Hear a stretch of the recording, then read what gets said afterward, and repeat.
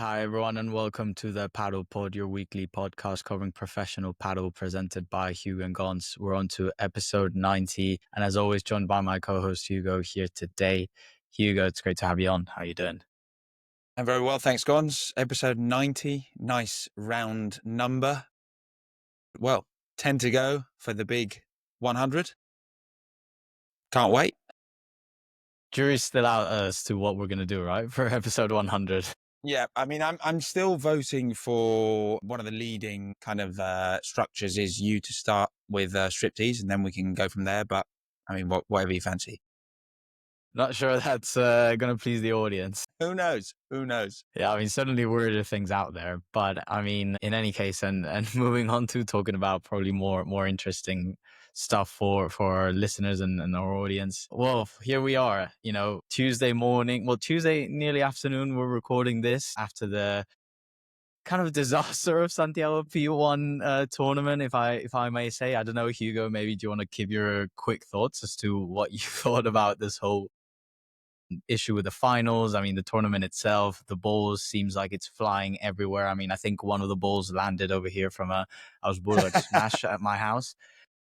But yeah, Hugo, maybe do you want to kick us off with your thoughts?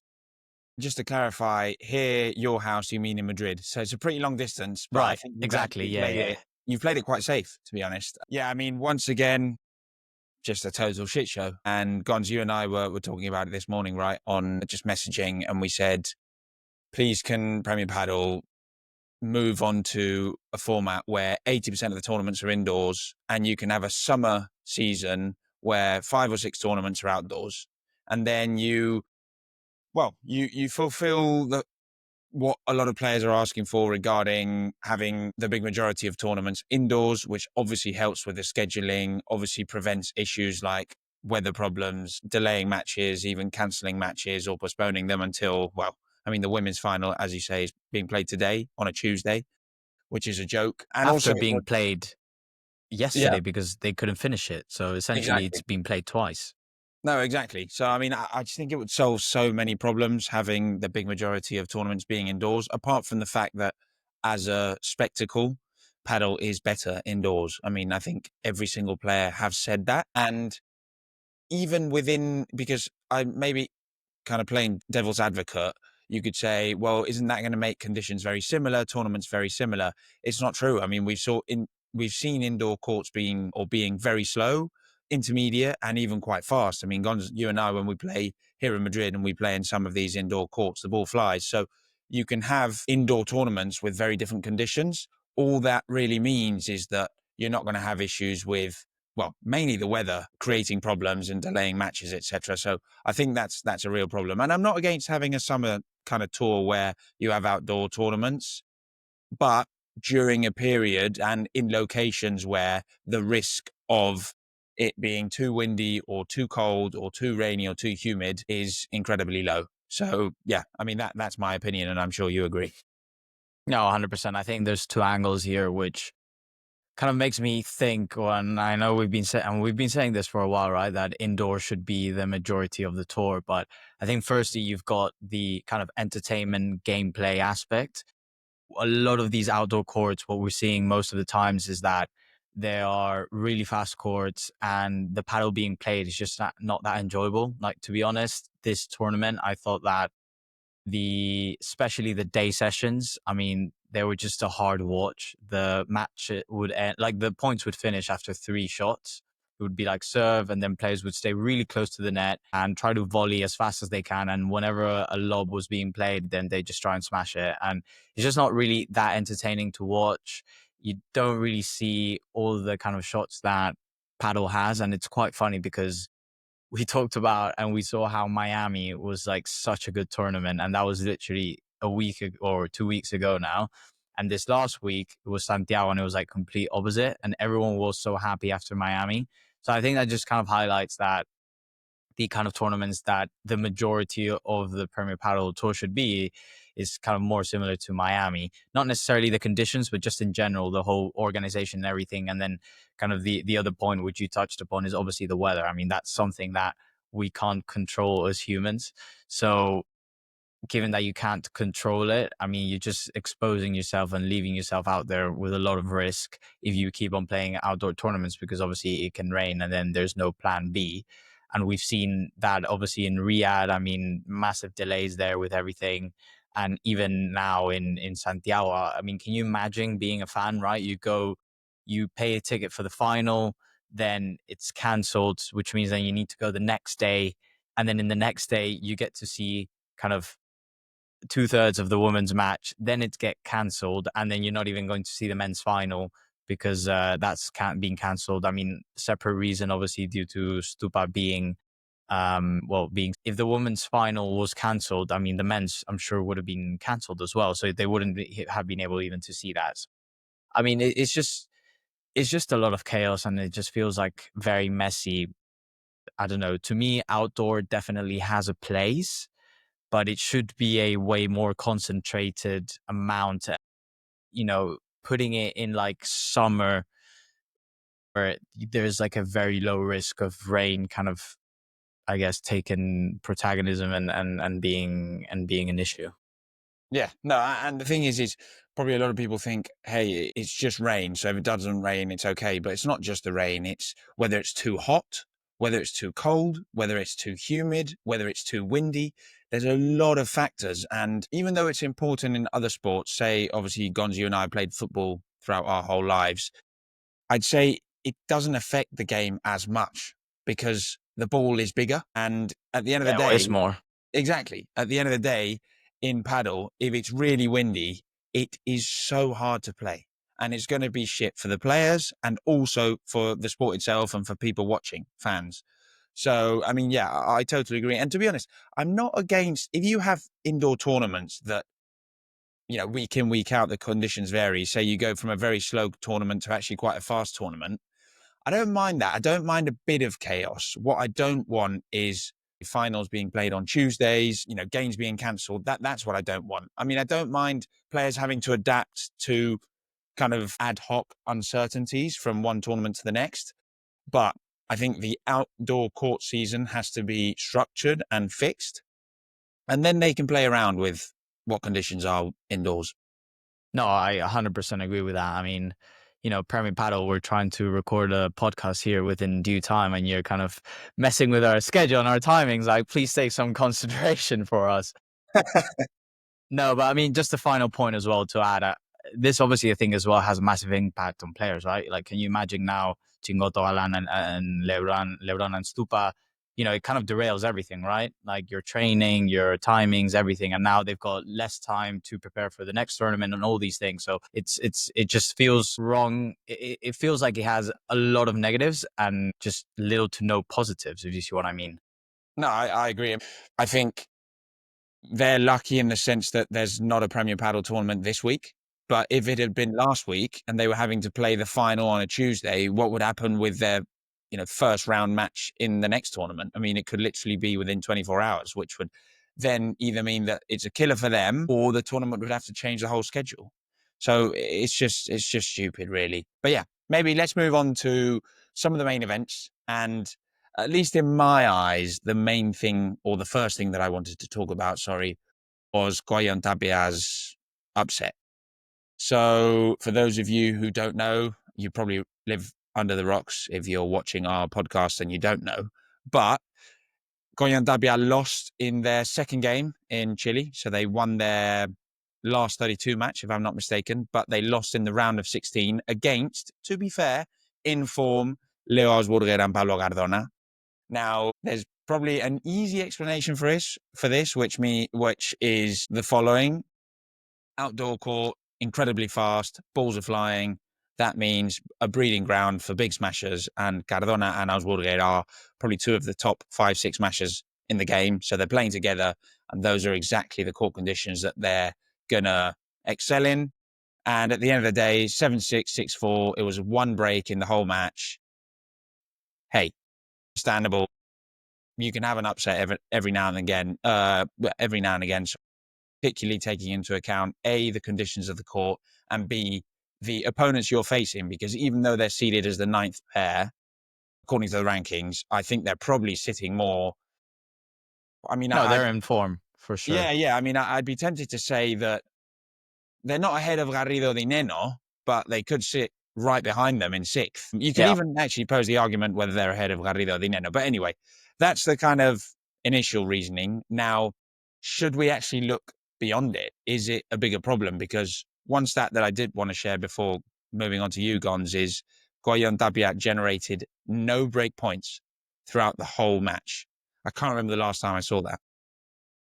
Yeah, I mean, on that, one of the kind of feelings that these conditions gave me were that if you had a break, like that was it. Like I felt like generating a break was so hard because the players that when you're serving, you're already at the net, right? You have the net position. That's the advantage when you serve. And I felt like being at the net in these conditions was so important.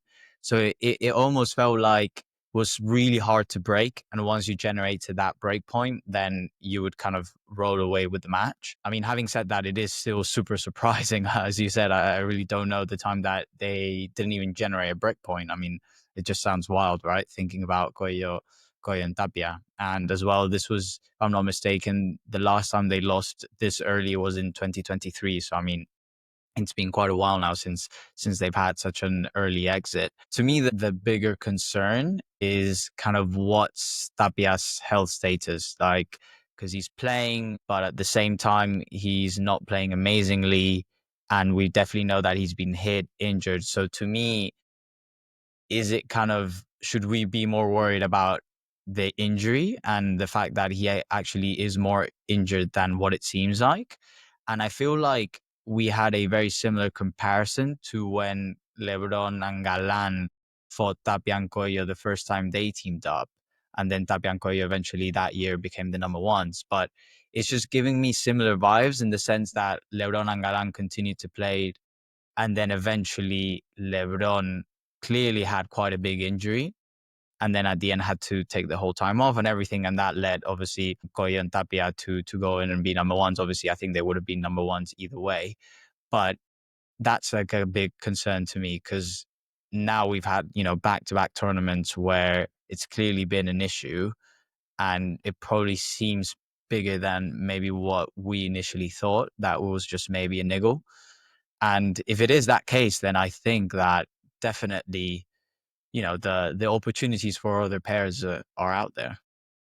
I agree. I mean, I think it's definitely a relatively important injury just because of when you read, I think it was one of their coaches, one of Coello Tapia's coaches' Instagram posts saying, we all know the big effort that we've put into being here and available and playing the last couple of weeks. So there's clearly something going on.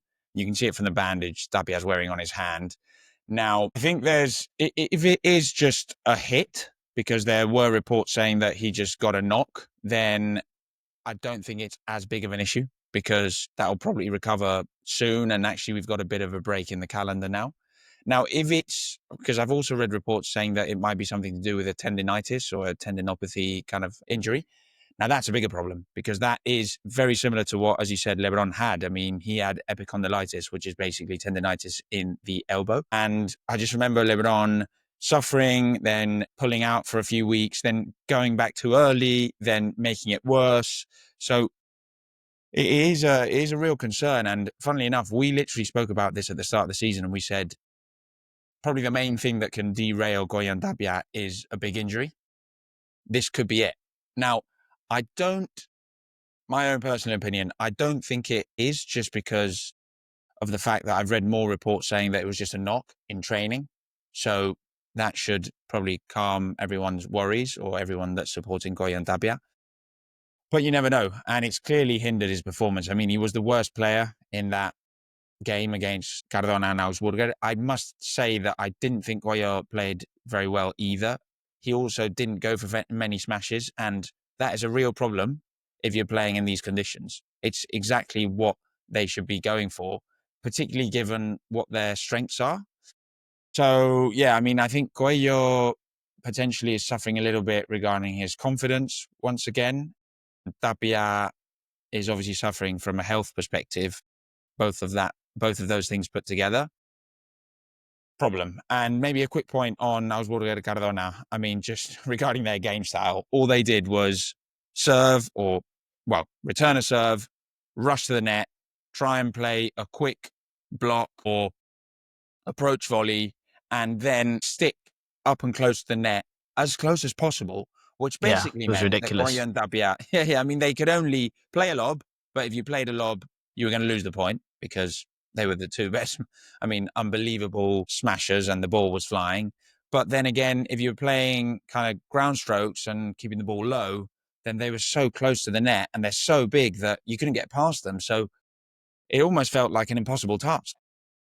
No, it definitely felt that way. I mean, they were playing so fast, and props to them.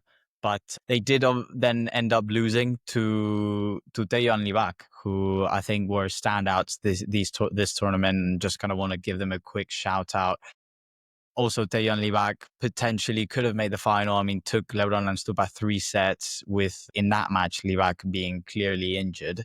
And I thought Teo, in general, these past few weeks and what we've seen of him kind of so far this season, really promising, because, well, we know how good he ended last season and kind of what a prospect he is. So, I mean, I really like this partnership, to be honest. I really like seeing Teo kind of back with a smile and kind of playing his best that we've seen in a while. And I think they could be quite an interesting, partnership going forward. But yeah, ultimately Libac got injured, and kind of that derailed a bit their semifinals against Stupa Lebrón. But yeah, I mean, just wanted to give them a quick shout out. Don't want to spend too much time talking about them, but nonetheless, I mean, maybe moving on to kind of the unplayed final. Just kind of want to get your thoughts. So obviously, the men's final couldn't be played because Stupa had an illness, and he was diagnosed with fever and he wasn't able to play. So the tournament has gone, essentially, the tournament win has gone to Chingotto and Galán. We kind of breathe again. But if I'm honest with you, Hugo, we talked about this last week, Chingotto and Galán obviously won the tournament in Miami, and they played well, but I don't think they've been absolutely stellar. And now we get to another situation where, let's be honest as well, the draws have been kind of favorable to them in both tournaments, I would say, that they've won. I guess, kind of, how are you ranking them, Hugo? Do you think they're having an outstanding season, or are you a bit more cautious? Do you think it's a bit of a kind of luck of the draw? I mean, they are playing well, evidently, but, I don't know. It just feels a bit kind of a grayish area to me. I don't really know what to think about Chingotto and Galán this season just yet. No, I agree. And it almost sounds harsh to say, hey, It I'm not does. convinced by them when there's been 3 main tournaments and they've won 2 of them.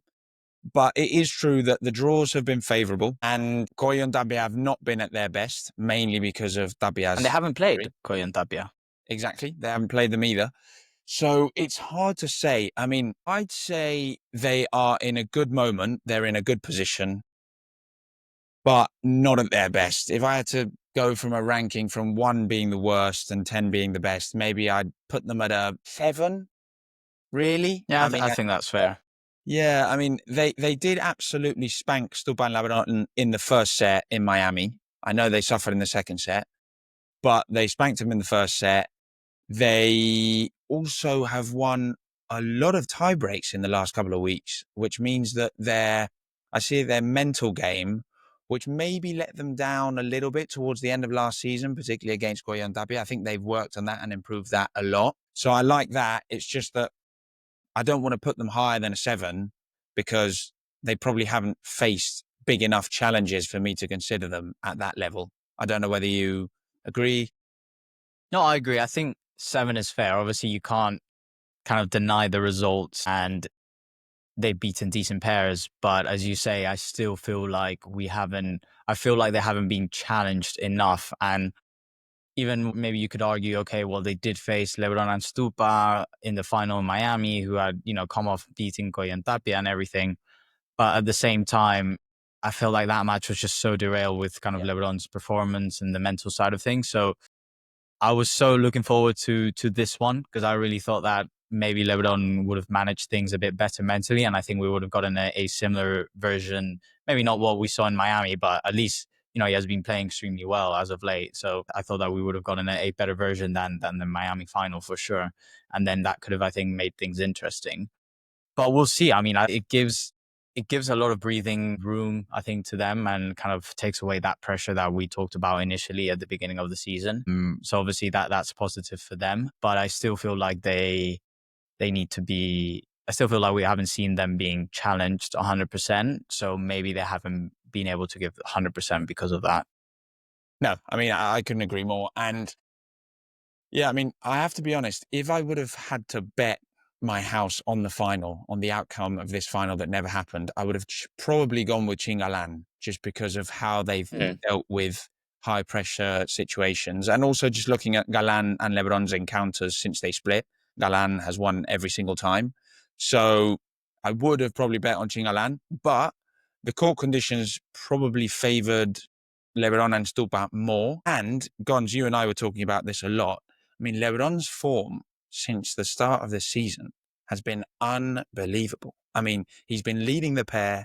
You look at the stats that he's providing, look at winners versus unforced errors, assists, etc. He's always been, well, I'd say 4 out of 5 games, he's been better than Stupa. And I mean, some of the stats are a joke. I mean, we're talking about like 25 winners, 12 unforced errors, like 2-1. Defensively, he's a machine. I mean, he's everywhere.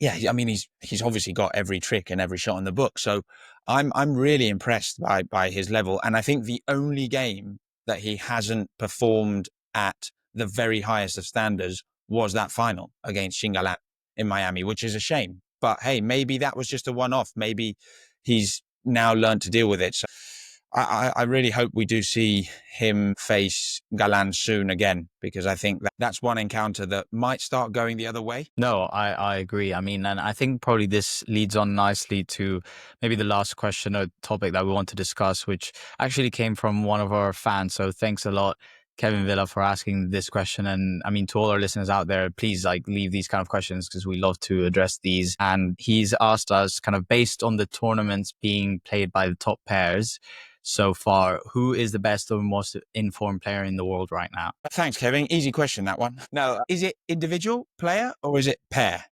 I would say individual player, yes. It's so tough because we're only looking at these 3 tournaments, I guess, the last 3. I'm not going to include Gijon because the top pairs weren't playing. So, I mean, based on that, Chingalan have won 2 out of 3. I mean, they are obviously in the mix. Then if we're going individually, I think Lebrón has been sensational, as I just explained, looking at the stats, looking at just everything that he generates for him and the pair.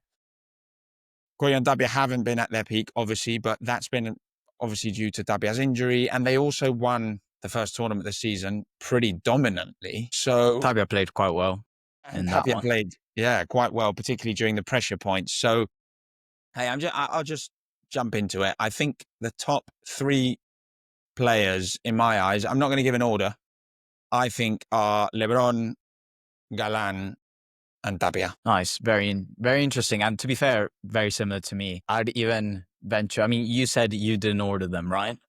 No, I haven't ordered them. Okay. I don't think I can. No, so I'll go and put a limb out there and venture into saying that for me right now, I would have Lebrón as number 1, to be honest. I mean, the only but in his, well, or the only but in his resume up to this point this season is really that final in Miami. And I know it's a big match, obviously, and one where you kind of want to perform at your best. But when you look at how he's been playing, I mean, as you say, his stats are ridiculous. You know, something along, you mentioned kind of 25 to 25, 28 winners, kind of, you know, or like low double digit unforced errors, like 10 unforced errors. He's beaten the top pairs. He's beaten Coello and Tapia, obviously, which, for example, Chingalan haven't. He's beaten other pairs as well and super high pressure moments. So a lot of the semifinals, you know, they've gone to 3 sets and he's been the driving force in a lot of key points as well. And in general as well, when you look at the stats, he's always better than Stupa, or like nearly always. So the fact that he's kind of having that influence, and as we always talk about from the right side, which normally is harder to do, to have that influence in the game. And they obviously have had, I would say, pretty decent results so far. So to me, I would say Lebrón. I mean, I think Galán for me as well is up there. When you look at his stats individually, he is performing, don't get me wrong. But there's that element that we just spoke about, that he probably hasn't faced the same level of competition, I would think, that someone like Lebrón has faced. And I mean, Lebrón and Stupa, for example, have beaten Cardona and Augsburger twice, if I'm not mistaken. Yeah, I was just going Lebrón, to say that. yeah, Galán and Chingotto, for example, have lost to them the one time they faced them in the first tournament of the season. So obviously competition does matter, and for that reason, I would say definitely for me right now, Lebrón. But I would love as well for our audience to give us their thoughts. I mean, be super interesting. And maybe Hugo, you're onto something, because in terms of most improved player this season, because I mean, if you compare the LeBron that we're seeing now to last season, it's night and day. Yeah, I mean, I think there's a lot of factors. A, he's probably now fully recovered from his injury. B, he's back on his favorite side of the court and where he creates the most chaos, where he's most comfortable, where he can really release all his weapons and use all his weapons. And C, I think he's found a partner that completely 100% matches his game style. They're both incredibly quick and willing to go and win the net. They want to play this, aggressive, fast paddle that is reaping rewards for them. So I think everything in that ecosystem is working well. And even though they've had a couple of scuffles throughout the matches and he's had a few arguments with Stupa, I think Stupa, as we've said a lot of times, is one of those characters that can just bode well and kind of work with all sorts of players and all sorts of personalities. So all that is really working in Lebrán's favor. Yeah, 100%. But I think that probably brings us to the end of the episode. It's been a pleasure, Hugo, to talk to you about paddle. Obviously, this week it's going to be a bit of a break, and then next week we have the Qatar Major. So the kind of first major of the season will be very exciting to see all the players out there, and hopefully no more issues, and we get to see some good paddle. But yeah, I do hope everyone's enjoyed this episode, and please leave us your comments and obviously your thoughts on who do you think the kind of best player in the world is right now. Cheers, Gons. And yeah, just to reiterate, those are my top three. If I had to pick one, I'm going to follow you, as I very much do about 99% of the time. Cheers, guys. Have a great week.